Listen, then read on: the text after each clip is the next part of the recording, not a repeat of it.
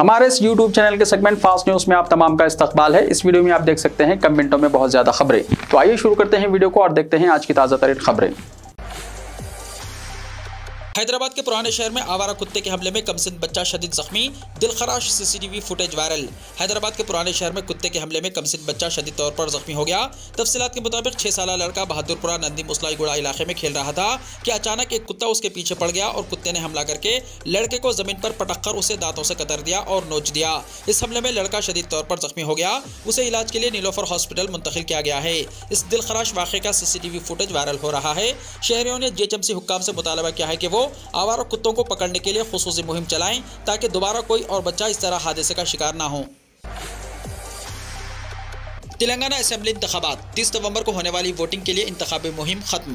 Telangana assembly इंतखाबात की मुहिम मंगल की शाम खत्म हो गई। चीफ इलेक्टोरल ऑफिसर विकास राज ने हैदराबाद में नामानिगारों को बताया कि मुहिम शाम 5 बजे खत्म हो गई। हुक्मरान भारत राष्ट्र समिति यानी BRS, कांग्रेस और बीजेपी के सरकर्ता रहनुमाओं ने आखिरी दिन रियासत भर में इंतखाबी रैलियों से खिताब किया और रोड शो में हिस्सा लिया।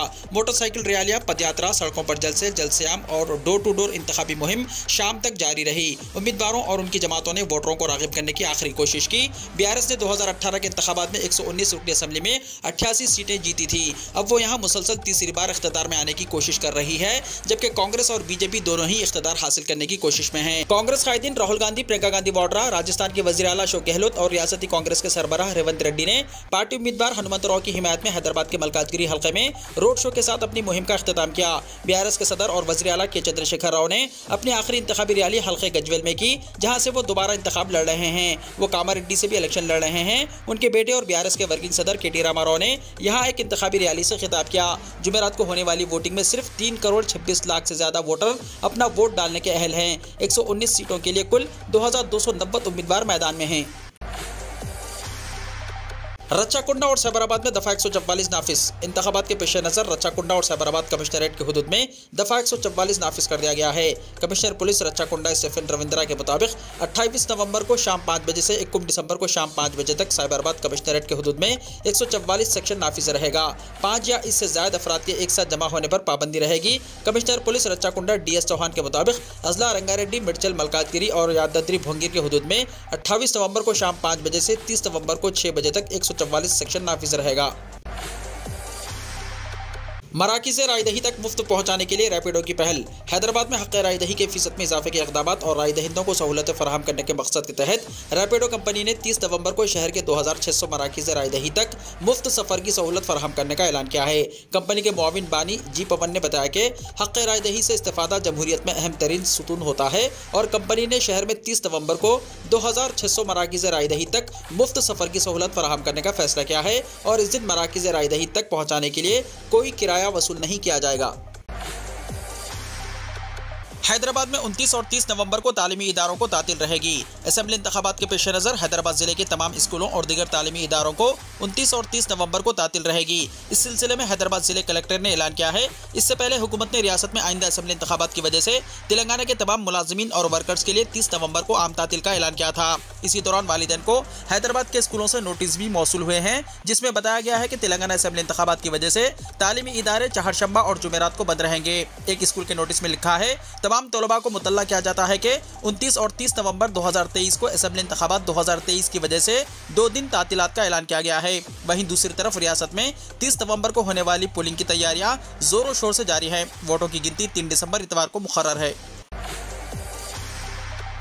पोलिंग के दिन तातील ना देने वाले इदारों के खिलाफ कार्रवाई, चीफ इलेक्टोरल ऑफिसर का बयान। चीफ इलेक्टोरल ऑफिसर विकास राज ने कहा कि असेंबली इंतखाबात की पोलिंग के दिन रियासत के तमाम खानगी इदारों और IT कंपनियों को भी तातील का ऐलान किया जाए। उन्होंने हिदायत जारी करते हुए कहा कि मुलाजमीन को हक़ रायदही से इस्तेफादे के लिए इदारे तातील दें। CEO ने बताया कि इलेक्शन कमीशन को साबिक़ में बास इदारों की जानिब से तातील ना देने की शिकायतें वसूल हुई हैं। साल 2018 के असेंबली इंतखाबात और साल 2019 के लोकसभा इंतखाबात के मौके पर तातील ना देने की शिकायतें मौसूल हुई थीं। उन्होंने अपनी हिदायत में कहा कि पोलिंग के दिन तमाम इदारों में तातील को यकीनी बनाया जाए और इसकी जांच करने की लेबर डिपार्टमेंट को हिदायत जारी की और मशवरा दिया कि तातील ना देने वाले इदारों के खिलाफ कार्रवाई की जाए।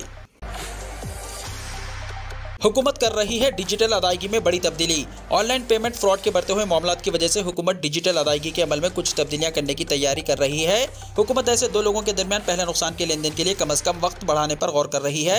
दो सारिफिन के दरमियान 2000 रुपये से ज्यादा के तमाम डिजिटल अदायगी के लेन देन के लिए वक्त की हद 4 घंटे मुकर्रर की जा सकती है। उम्मीद है कि डिजिटल अदायगियों में कुछ कमी हो सकती है, लेकिन हुक्काम का ख्याल है कि साइबर सिक्योरिटी की नज़ाकत को मद्देनजर रखते हुए ये जरूरी है। अगर इस प्लान को हतमी शक्ल दी जाती है तो फौरी अदायगी service, real time gross settlement और यूनिफाइड पेमेंट्स इंटरफेस के जरिए की जाने वाली डिजिटल अदायगियां इस दायरे कार में आ सकती हैं। शादी में बैंड बाजा या नाच गाना हुआ तो खाजी नहीं पढ़ाएंगे निकाह। अब किसी मुस्लिम शादी प्रोग्राम में डीजे और बैंड बाजा नहीं बजेगा। दरअसल उत्तर प्रदेश के उलमा ने मीटिंग मुनक्किद करके निकाह में बैंड बाजा डीजे पर पाबंदी लगाने का फैसला किया है। उलमा ने सुन्नी उलमा काउंसिल की मीटिंग में बड़ा फैसला किया है। फैसले में तय किया गया है कि किसी भी शादी में अगर डीजे, बैंड बाजा या नाच गाना होगा तो मौलाना निकाह नहीं पढ़ाएंगे। यहाँ तक कि काउंसिल की मीटिंग में यह भी कहा गया है कि जो कोई बात नहीं मानेगा तो उसकी तदफीन में भी कोई नहीं जाएगा। शादी ब्याह के मौके पर समाज में फैली बुराइयों, डीजे और नाच गाने पर मीटिंग में यह फैसला किया गया। उलमा के मुताबिक निकाह को आसान किया जाए, निकाह में फैली बिदात को खत्म किया जाए। जिन शादियों में डीजे, बैंड बाजा और नाच गाना होगा इसमें उलमा निकाह पढ़ाने से परहेज करेंगे। उलमा के जरिए घर घर जाकर ये बेदारी फैलाई जाएगी कि जहेज ना लें, शादियों को आसान करें, सस्ती शादियां हों। महंगी शादियों की वजह से गरीब शख्स पिसता चला जा रहा है, इसकी बच्चियां बैठी हैं और रिश्ता करना मुश्किल हो रहा है।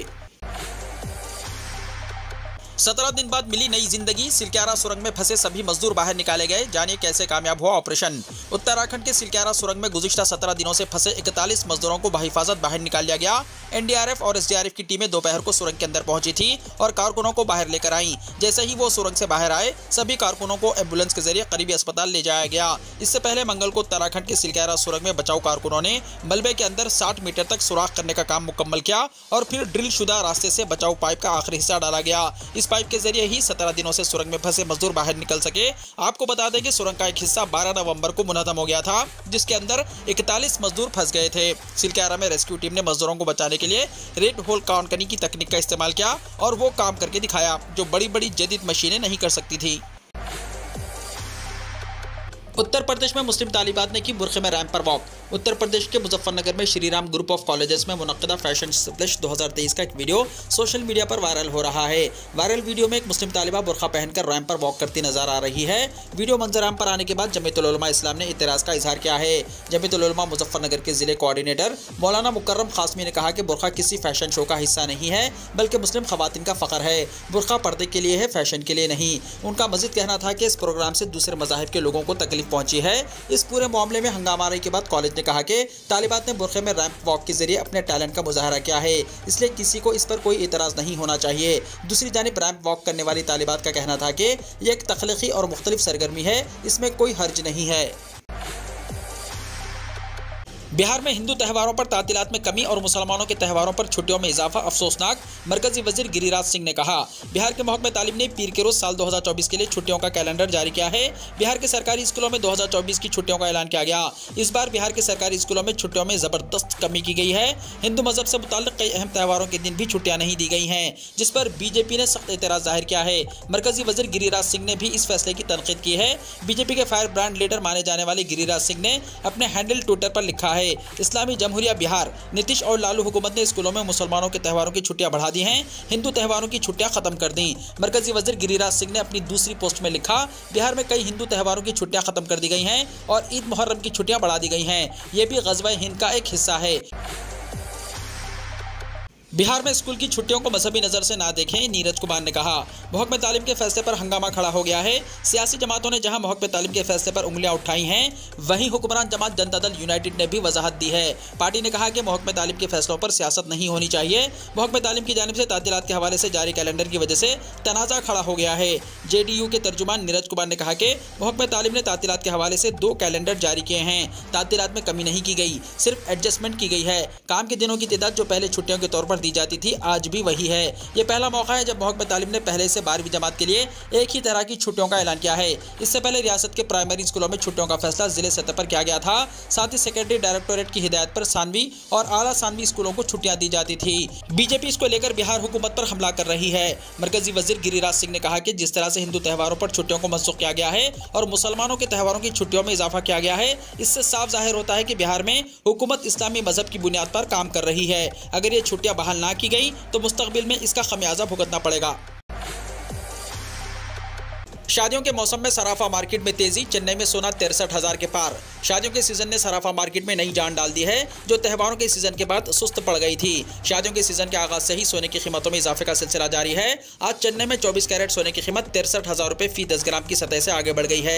चेन्नई की तरह मुल्क के कई सराफा बाजारों में 24 कैरेट सोना 62,500 रुपए फी 10 ग्राम से ऊपर ट्रेड कर रहा है। 24 कैरेट सोने की तरह जेवरात यानी 22 कैरेट सोने की कीमत में भी इजाफा हुआ है। मुल्क की कई सराफा मार्केटों में आज 22 कैरेट सोना 57,300 रुपए फी 10 ग्राम की सतह से ऊपर पहुंच गया है। शादियों के सीजन की वजह से मुल्क के सराफा मार्केट में रिटेल कारोबार में जबरदस्त इजाफा हुआ है, जिसकी वजह से सोने की कीमत में मुसलसल इजाफा हो रहा है। सोने की तरह चांदी की कीमत में भी तेजी से इजाफा हुआ है।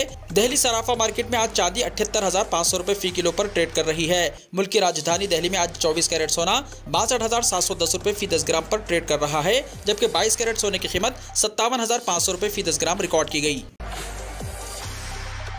मध्य प्रदेश में डेंगू का कहर जारी, भोपाल ग्वालियर में मरीजों की तादाद तेजी से बढ़ रही है। मध्य प्रदेश में डेंगू का कहर थमने का नाम नहीं ले रहा है। बदलते मौसम की वजह से मरीजों की तादाद में मुसलसल इजाफा हो रहा है। ये मुसलसल बढ़ते हुए केसेस महकमे सेहत की नींदें उड़ा रहे हैं। राजधानी भोपाल में नए केसेस के बाद ये तादाद 810 तक पहुंच गई है। वहीं ग्वालियर में 29 नए मरीजों के बाद ये तादाद 1000 से तजावुज कर गई है। सर्दी की वजह से राजधानी भोपाल के अस्पतालों में मौसमी बीमारियों, वायरल और डेंगू के ज्यादा मरीज आ रहे हैं।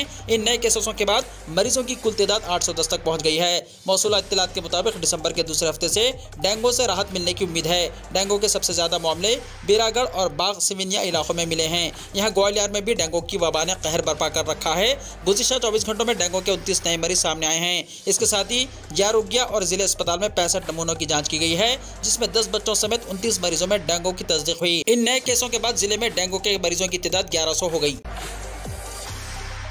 3 मुमालिक में आज अलग सुबह जलजले के झटकों से लोग खौफजदा। भारत के पड़ोसी मुमालिक पाकिस्तान और चीन के अलावा पापुआ न्यू गिनी में आज मंगल की सुबह आए जलजले से लोग खौफजदा हो गए। तीनों मुमालिक में जलजले के शदीद झटके महसूस किए गए। अमेरिकी जियोलॉजिकल सर्वे ने ये इत्तला दी। अमेरिकी जियोलॉजिकल सर्वे के मुताबिक पापुआ न्यू गिनी के शुमाली साहिल पर 6.5 शिद्दत के जलजले के झटके महसूस किए गए। जलजले के झटके साहिल से तकरीबन 20 किलोमीटर यानी 12 मील दूर बहरुल काहिल के जजीरे के मशरकी सिबिक सूबे के दारुल हुकूमत वेबाक शहर से थोड़े फासले पर महसूस किए गए। इसके अलावा पाकिस्तान और चीन भी जलजले के शदीद झटके से लरज उठे। चीन के शहर यांजुंग में 5.0 शिद्दत के जलजले के झटके महसूस किए गए। पाकिस्तान में 4.2 शिद्दत के जलजले के झटके महसूस किए गए। फिलहाल तीनों मुमालिक से किसी जानी या माली नुकसान की कोई इत्तला नहीं है।